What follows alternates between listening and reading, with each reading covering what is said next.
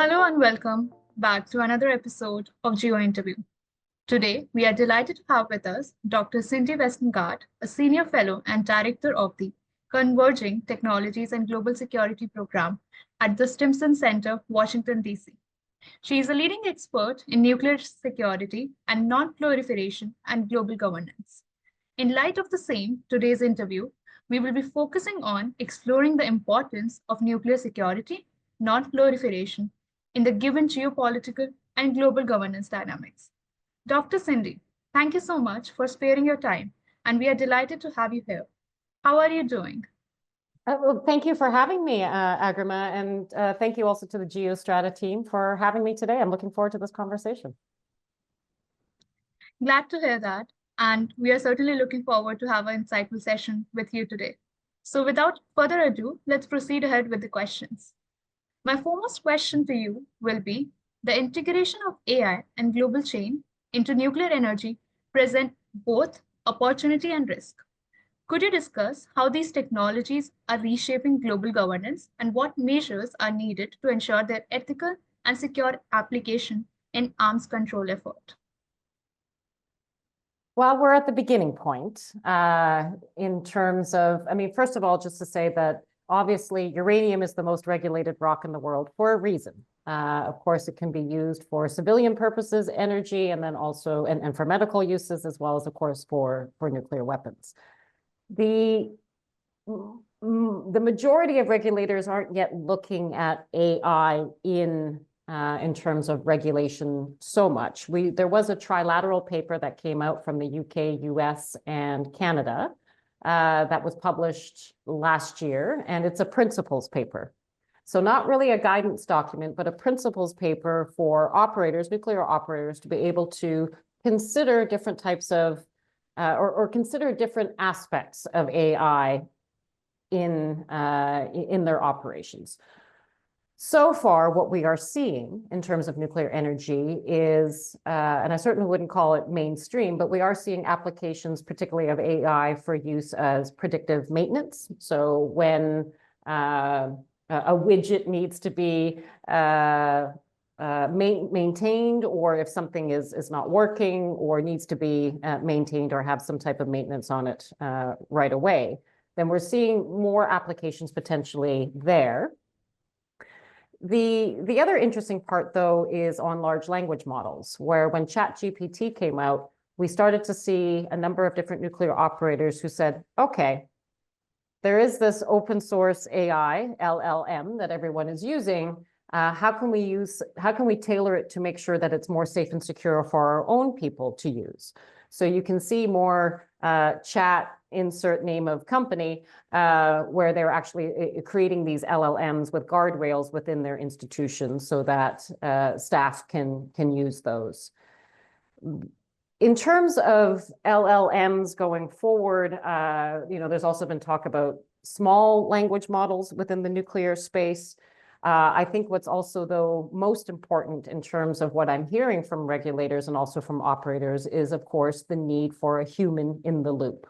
We're not going to see, at least anytime soon, where AI can replace humans in a nuclear operating environment. That is just not going to happen. And as I said, again, because uranium is the world's most regulated rock. In terms of, so there's that risk, right? I mean, the idea of a AI controlling the control room, right?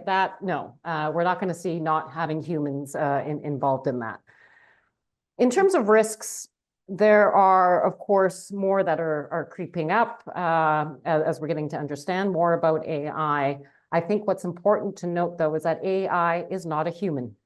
And even though you can read a lot about how it has more human-like qualities, for example, there's the recent one where AI was playing chess and started to learn how to cheat. So another reason why to have humans in the loop. It's important that the threats can be more. So, for example, what does it mean for an acquisition path analysis when we're looking at the potential for or looking at a country's pathways, different pathways to nuclear weapons? How can AI in any way change that? But I still think very much when we're looking at the nuclear side of things, and the International Atomic Energy Agency has also been looking, of course, at AI, but also how it can be used to help enhance verification. Mm. And looking at ways where it could be useful, and also reducing some of the more menial tasks that inspectors do. So, but again, keep in mind that when it comes to the IAEA, I mean, just an instrument for inspection can take 7 to 10 years for certification. So there is a process that international organizations will go through, particularly when you're dealing with sensitive information that needs to be protected under a bolt lock. That information goes through an assessment about what types of tools would be used. So again, we are really at the beginning of understanding the potential role of AI in nuclear. Thank you so much for answering that elaborately, because that helps us to understand on what exactly the application of AI and blockchains looks like in the field of nuclear security. Since you were talking about international organization, an international organization like IEA plays a crucial role in nuclear governance, as you mentioned, then that takes me to my next question about how can these institutions adapt to emerging challenges and what reforms are needed to enhance their effectiveness in promoting global security, particularly. So, the IAEA has had a series of what's called emerging tech workshops, emerging technology workshops. The last one was just held in January that dealt specifically with AI. That report should be made public, hopefully, in the next couple months. So check it out online, www.iaea.org. And so that's where international organizations are starting, right? Is to look at do assessments, bring together the Department of Safeguards with technology experts, for example, and get them to understand and incubate ideas. And then from there, of course, we're going to be looking, or they will be looking at testing. Same thing with the Organization for the Prohibition of Chemical Weapons. They have a science advisory board that has also been looking at emerging threats, emerging risks, and obviously specifically related to technology. And there we see, in particular, there was this actually really infamous case now where there was an AI algorithm that was designed to reject toxic molecules in the search for therapeutic ones. But what ended up happening was it ended up identifying 40,000 toxic molecules within 6 hours, and revealing the ease and speed with which these new toxic chemicals or harmful microorganisms may be discovered and invented. So this is where also I think it's important to note the convergence of technology. It's not just AI on its own, it's AI and additive manufacturing, it's AI and quantum and additive manufacturing. Blockchain technology is something as well that the OPCW has been looking at to help secure information, particularly related to their declarations. So we are seeing these international organizations looking at this, but international organizations are conservative by nature. They are a product of their states' parties. And so there's a lot of socialization that has to happen also with technologies. And as I mentioned, the certification process for instrumentation is one way that also does that socialization, but as it goes through its process to get that stamp of approval. You certainly pointed out, right, how there is a need for socialization to these international organizations itself. Because I believe right now how the geopolitical scenario is proceeding, the narratives play a very crucial role. And not only that, the people perceptions often influences the very adoption of nuclear energies in today's time. So how can policymakers and industry leaders like you address these public concerns about safety and proliferation when promoting or about the benefits of nuclear power in general? Well, one of the things with nuclear pretty much globally is that it goes through a town hall process. If you're establishing a new build, for example, or even renewing the lifetime or extension lifetime for a nuclear power plant. So within that process itself, there can also be this conversation regarding other kinds of technology that are being used. And I think more and more you might see town hall meetings start to address this. But again, it depends on the operator and the regulator in terms of, because many things that are regulated are not always talked about in town halls. It's about of course, the safety, security, and safeguards, the 3S that we talk about. But as you mentioned, there's the 4th S, social acceptability. And so I think over time, we're going to start to see more questions about different types of technology and how they're interacting with nuclear power plants or within nuclear power plants. I think we're also, what's probably more interesting in some ways is the energy need of AI, and in terms of the data centers and what needs to be powering them. So there's conversations, particularly you might have heard or seen a lot of the headlines in the United States where all the big tech companies have signed, whether it be memorandums of understanding with different nuclear power plants and also these advanced reactor companies for possibly potential deployment at data centers. But the challenge there, though, is that we don't have governance for microgrids. So nuclear power is connected to the grid. That is the way it's been since the first electrification that came from nuclear power. And particularly that started off in the UK. And then ever since then, we've had a paradigm where we have these big nuclear power plants. So the idea of these small modular or advanced reactors and the idea of co-location with a data center comes with a lot of governance challenges. And this is something that I think we're really, again, also at the beginning of looking at that. But I think that's where you're going to start to see a lot more public engagement at the building data centers, and then also what that means in terms of their power needs, and then the community's power needs. That certainly answers and help us to understand as an audience to redefine and evaluate our understanding about how public perception influences nuclear energy particularly. During answering that particular questions, you mentioned about nuclear infrastructure having few certain challenges in the growing geopolitical situations. One certain challenge that these nuclear infrastructure then faces is also cybersecurity. So how can nations strengthen their resilience of nuclear systems against cyber attacks? And what role should international cooperation play in addressing this particular issue? Each operator has to operate within the country that they're in.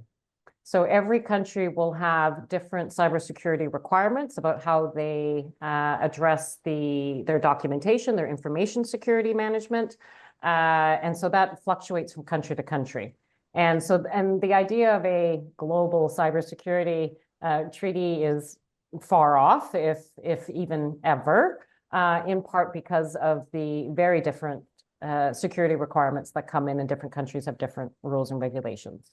So that is up for operators to be fully understanding and fully compliant within each country that they're in. And then that's also one of their challenges, is that they need to be compliant across, if they're operating in 31 countries, then 31 countries they have to be obviously compliant with. So I think that is a pretty simple one in terms of, at least there are specific rules, but of course, that said, the tools for how to do that keep changing. And as long as operators, of course, are usually in very close contact with their regulators, and if there's anything new that they want to introduce, then again, depending on the regulation and the type of legislation within the country, then they will work with the regulator to make sure that that is fully compliant with the legislation in place. Thank you for answering that.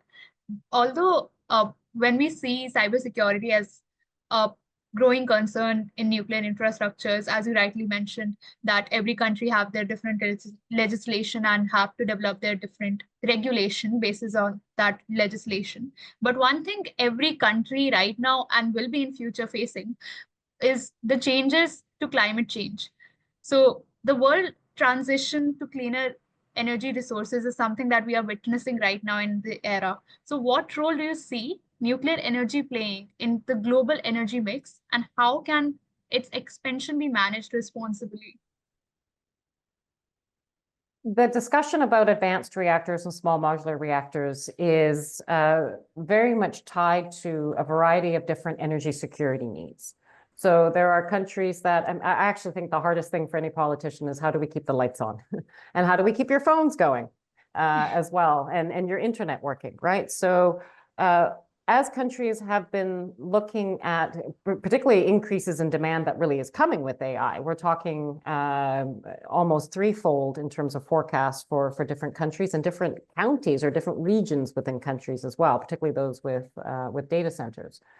So we're starting to see, I mean, in the United States, for example, there's been a pretty stagnant, pretty equal in terms of what's there in terms of baseload and then in energy consumption. But we're starting to see that increase starting to happen over time. So what we're seeing in deployment specifically, or at least deployment scenarios and the interest related to SMRs and advanced reactors is, can we use them in remote locations for industry, to power industries and provide a green technology or carbon-free technology in that? So it's really, I mean, governments are looking at their mix. What is their grid? What is the role of solar? What is the role of gas? What is the role of nuclear and wind and geothermal, for example, as well? So we're seeing there's a lot more diversity in terms of different power sources. The ones that can provide a base load, though, that's where nuclear and gas actually excel. So that's why we're starting to see more of an interest. Some are doing it because of the carbon-free emissions, and also big tech has very aggressive net zero targets that they're trying to meet as well. So we are seeing this convergence in many ways in looking at carbon-free tech, and that's where nuclear is coming in. But again, here we get into a bit of a challenge where we have so many different designs of all these different advanced reactors. And so governments, of course, have to look through and figure out which is the best one for a specific environment, or if we're talking a remote location, or if we're talking like co-location with a data center, for example. That certainly makes a lot more sense now that every country's geographical area plays such a crucial role on how the nuclear power can be harnessed to produce more cleaner energies. Since you were talking about reactors, one particular question that comes in my mind is the small modular reactors, SMRs, are gaining more attention as they are said to be more flexible and scalable in terms of nuclear energy.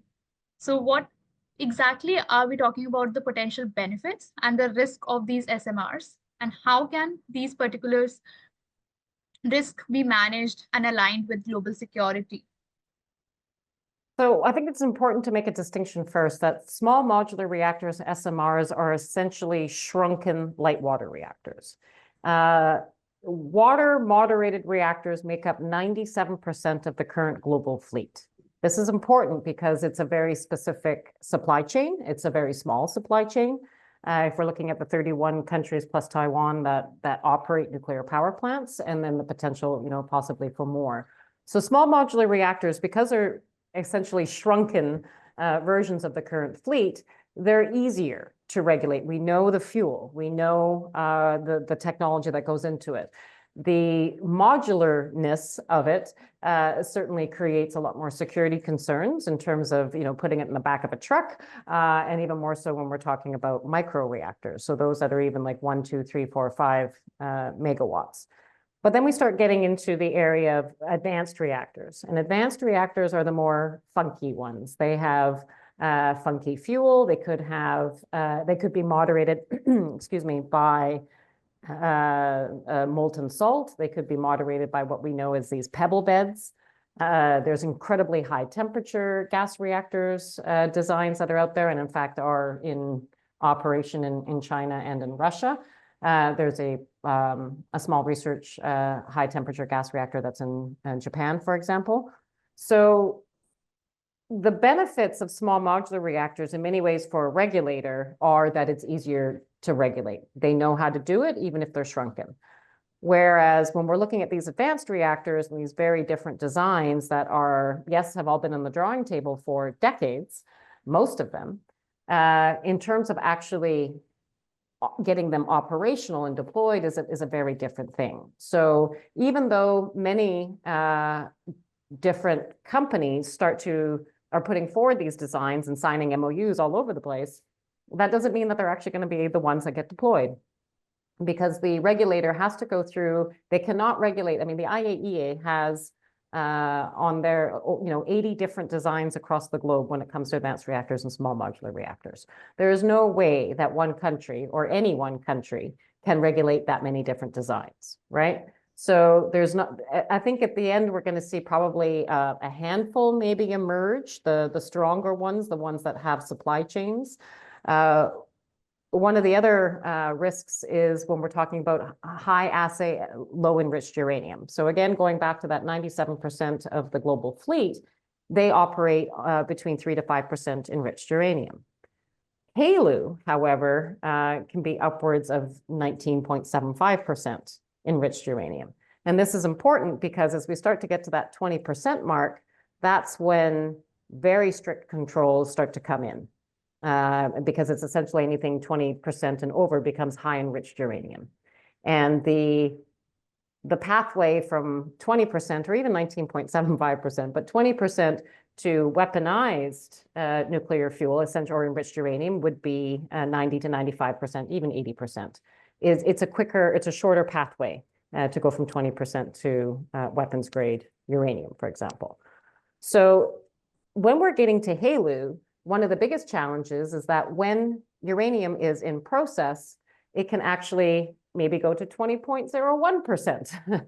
And then, so this will be part of the flow monitoring, and what happens then at that point is a question for regulators in the IAEA to figure out what that means, but also the different types of instrumentation that have to be involved with these different advanced reactors, because it will be dependent on the reactor and where it can actually fit. Benefits, what you'll hear is that there are, sorry about all the emails coming in. The benefits are said to be where you have longer periods where you don't need to fuel. So, you could be talking about 10-year fueling periods instead of every 2 years or every year and a half, depending on the reactor. But again, most of these designs are on paper. They have not been demonstrated yet.